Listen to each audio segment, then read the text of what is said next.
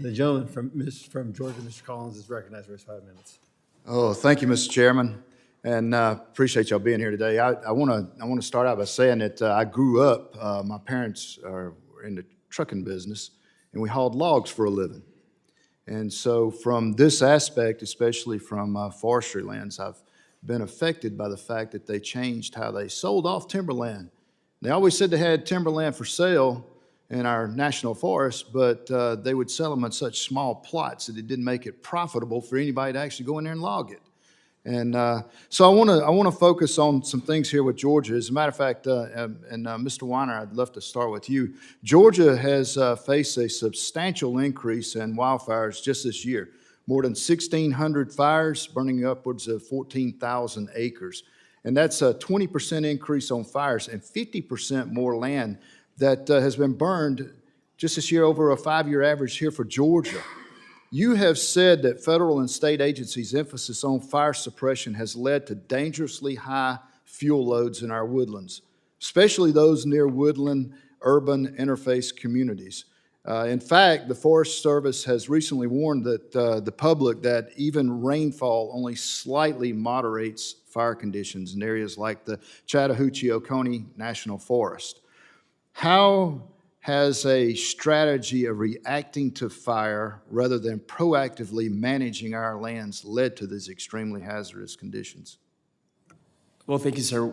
I live in Tennessee, so we've noticed a growth in wildfire risk there, and I will say that the fire exclusion regime that we've had for over 100 years of putting out fires before they necessarily need to be put out, obviously we did that for important reasons in a lot of cases, has left us with a landscape that cannot adapt to fire in this new reality, right? And so what we need to do is get into a proactive posture to get in there and manage the forest more effectively. I think this is increasingly important in states with emergent fire risk, like Georgia, right? We have states like California, Oregon, and others have been dealing with this problem for a really long time and have had the benefit of being able to learn from their mistakes, learn from their successes, and build a system over decades.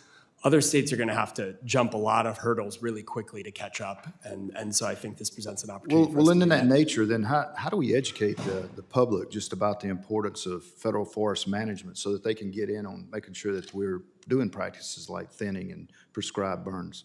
Yeah, I think part of it is helping people understand that not all fire is bad. The Southeast region is very good at prescribed fire in a lot of ways compared to the rest of the country.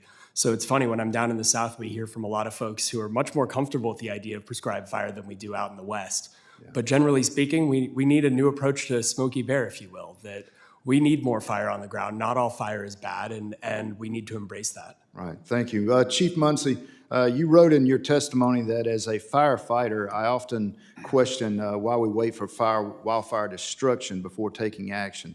Why do we wait for wildfire destruction before taking action? Well, I think as a local government, we are taking action.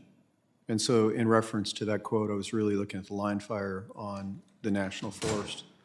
And I demonstrated just before that in the 1930s, the network was there, the control lines were there, but because of policies, those roads were reclaimed by vegetation. Well, in your 2003 project to remove hazardous timber and unmanaged fuels within forest areas, what federal agencies did you coordinate with, and why did you pick those?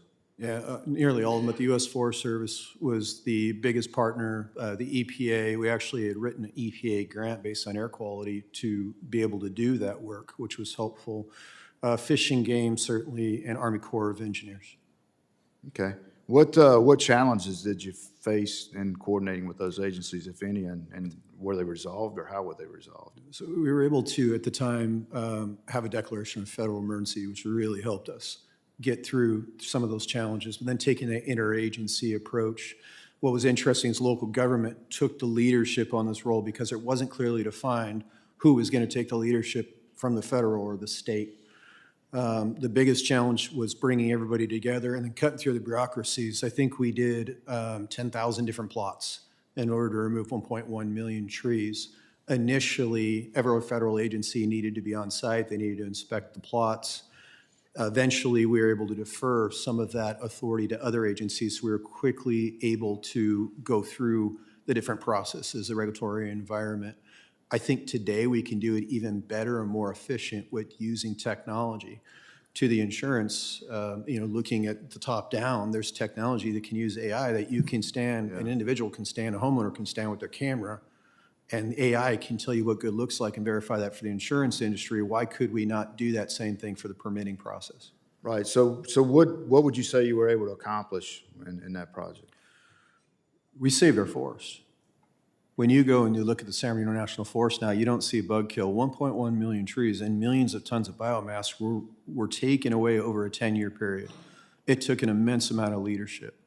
The gentleman that ran that program, I've now brought back to, and earlier described an interagency approach to land management. I've asked him to lead that approach and then teach the newer generation, and then institutionalize it by policy into who we are, not just local government, but state and federal government, so that we maintain that rhythm so 20 years doesn't go past and now we're in the same environment we were. So y'all are still continuing the project, the coordination with the agencies? That particular project ended in 2010.